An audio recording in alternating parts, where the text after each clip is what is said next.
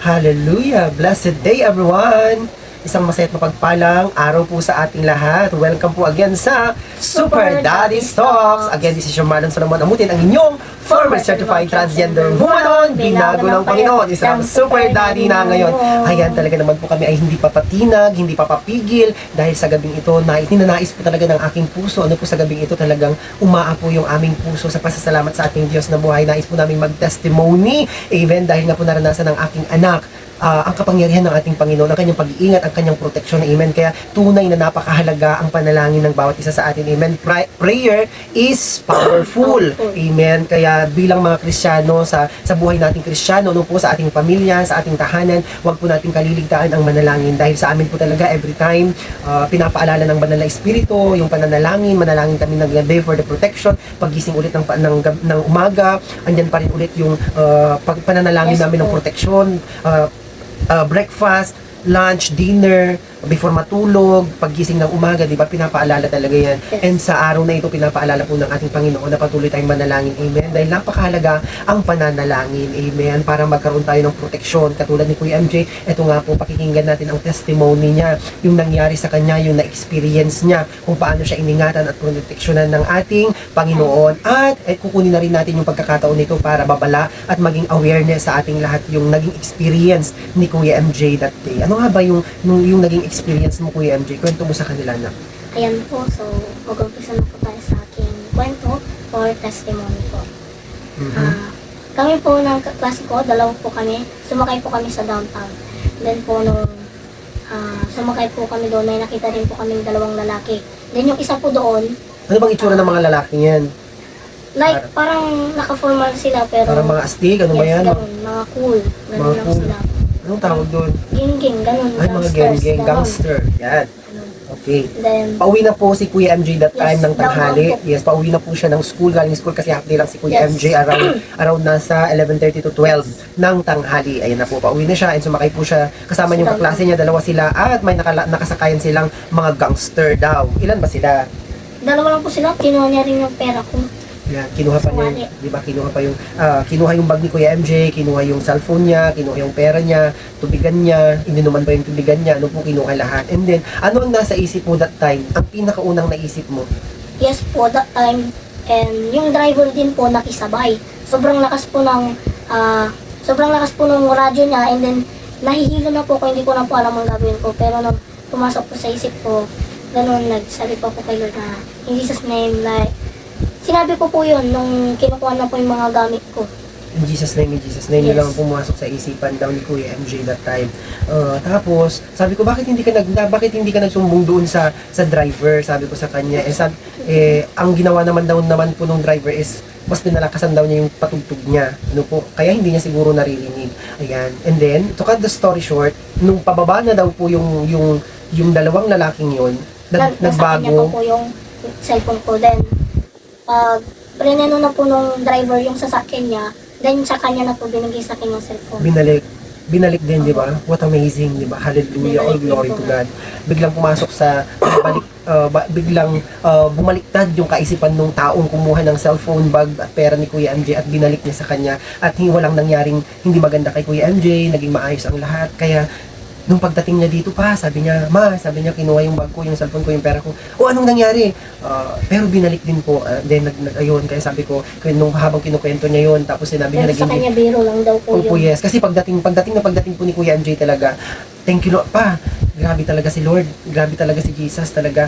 Naranasan ko si Lord. Sabi niya, ako naman, ano kayang naranasan nito? Ano pa kayang sinasabi nito? Sabi ko pa, kinuha yung cellphone ko, kinuha yung bag ko, yung pera ko. Di ba? Grabe si Lord. Then, doon na pumasok yung isip ko, kinuha, tapos naranasan niya si Lord. So, paano binalik daw, di ba? Thank you, Lord. Kaya, maraming salamat sa ating Diyos na buhay. Kung saan, dito natin napapatunayan muli na buhay ang Diyos. Amen. Sabi ko sa kanya, tignan mo yan kung gaano kabuti ang ating Panginoon. Kasi always na sinasabi ko po kay Kuya MJ, huwag mong kahit sa school, kasi sa school minsan nasa-separate si God. Sabi ko, ikaw huwag mong isi-separate, huwag mong isi-set aside si Lord. Kailangan kasama pa rin siya sa lahat ng mga subjects mo. Kailangan siya pa rin ang prioritize mo. Nandyan pa rin palagi si Lord. Yes.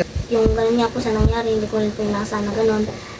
Ang pumasok po sa isip ko, At panghawakan natin na Bible verse po, sinabi niya po, Awit chapter 121 verse 7 and 8, si Yahweh ang siyang iyong mag-iingat, sa mga panganib ikay ililigtas. Si Yahweh ang siyang sa iyong mag-iingat, saan man naroon ikay iingatan. Amen. Di ka maaano, nino man. Amen. Amen. Hallelujah. Kahit na kailan. Amen. Amen. To God be all the glory. Sinabi Ano po? niya po dito na kahit saan tayo magpunta, nandoon si Lord sa atin, pinuproteksyonan niya tayo, binabantayan niya tayo, at Amen. ginagabayan niya tayo Amen. sa ating mga Amen. ginagawa. Amen. Kaya wala na sa atin ang pangangamba. Amen. To God be all the glory. Kaya nga, mararanasan natin ang proteksyon. Hindi tayo pamamayaan at iingatan tayo ng ating Panginoon sa lahat ng Amen. mga pwedeng mangyari sa atin, sa mga trahedya, o sa mga katulad ng mga ganun na pangyayari. Kay Kuya MJ, yung proteksyon laging nandyan. Ang laging sinasabi ng ating Panginoon ay nandoon lagi yung pagtawag natin sa Kanya. Amen. So, kailangan natin talagang laging prayerfully, di ba? Kailangan natin Amen. prayerfully, kailangan natin praying without ceasing, manalangin ng walang tigil para sa lahat ng proteksyon ng ating Diyos na buhay sa bawat buhay natin. Amen. Ay, naku po, ayun na nga po, hallelujah. Ano nga ba ang sabi ng ating Panginoon Amen. para maranasan natin? Katulad noon, may panganib, di ba? Sabi nga niya, ingatan po kayo, huwag kayong matakot sa alinmang panganib. So, paano natin mararanasan ang proteksyon ng ating Diyos na buhay? Yes. Kailangan nating manalangin palagi para sa Yes, proteksyon ng bawat isa sa atin. Maging prayerfully tayo, di ba? Amen, hallelujah. Maging pray without Amen. ceasing, manalangin ng walang tiging, di ba? Amen. Manalangin ng walang tigil. Amen. Hallelujah. Sabi nga niya sa Jeremiah 33:3, tumawag ka. Tumawag ka sa akin at sasagutin kita Amen. at ipapayag ko sa iyo ang mahihiwaga at magagandang bagay na hindi mo pa nalalaman. Amen. Hallelujah. Na Amen. ibig sabihin noon, paano ipapahayag ng ating Panginoon sa atin ang kanyang proteksyon kung hindi tayo tatawag at mananalangin sa Kanya. Amen. Kaya Kaya napaka-importante tayo na sa bawat buhay, sa bawat pamilya natin ay kailangan nating manalangin. Amen. Dahil ito ang proteksyon natin. Amen. May mga bagay man na walang nangyayari, katulad nun, mananalangin lang ba tayo pag may bagyong darating? Mananalangin lang ba tayo pag may gerang darating? O may gera na? Nananalangin lang ba tayo dahil alam natin na merong mga earthquakes, merong paglindol? Nananalangin tayo dahil wala tayong pera? Nananalangin lang tayo dahil mayroon tayong kailangan? At may problema Amen. lang tayo. Kailangan pa lang, kahit wala tayong kailangan o may biyaya man tayo, palagi tayong manalangin. Katulad nun, hindi Amen. namin ina-expect po na merong isang hindi maganda na mangyayari kay Kuya MJ. May panganib pala, nakakaharapin yung anak ko. Walang iba, at alam ko sa sarili ko, walang ibang nagproteksyon siya kanya, kundi ang Amen. ating Panginoong Jesus Dahil lamang. sinabi rin po, huwag natin kakalimutan na sinabi ni Lord sa Isaiah 41:10, ako isa sa iyo, huwag kang matakot, ako yung Diyos. Hindi ka dapat mangamba, papalakasin kita, tutulungan, ingatan at ililigtas sa estado ng ating buhay. Tutulungan niya tayo sa ating daan. Amen. Sasamahan niya po tayo. Amen. Hallelujah. Oh, hallelujah. Ayan.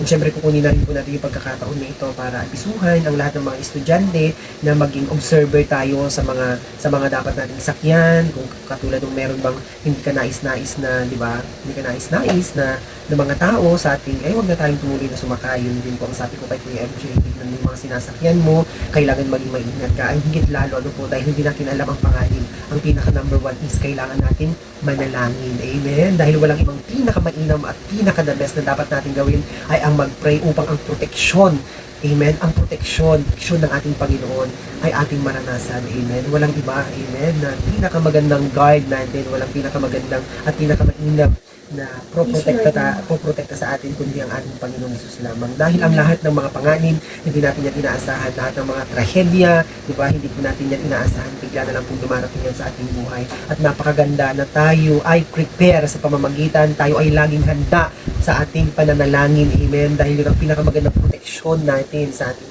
buhay. At haniyan na nga po, muli, maraming salamat. And this is our testimony sa araw na ito. Purihin po natin ang ating Diyos na buhay. And to God be all the glory. Salamat sa Diyos kasi walang ibang, naniniwala ako na walang ibang proteksyon sa aking anak kundi ang ating Panginoon. Walang iba na humipo sa puso at isipan ng tao na gumawa nun sa Kanya kundi ang Diyos lamang. Kaya binalik niya yung pera, cellphone at bag ng aking anak. Amen. Kaya purihin po natin ang ating Diyos na buhay.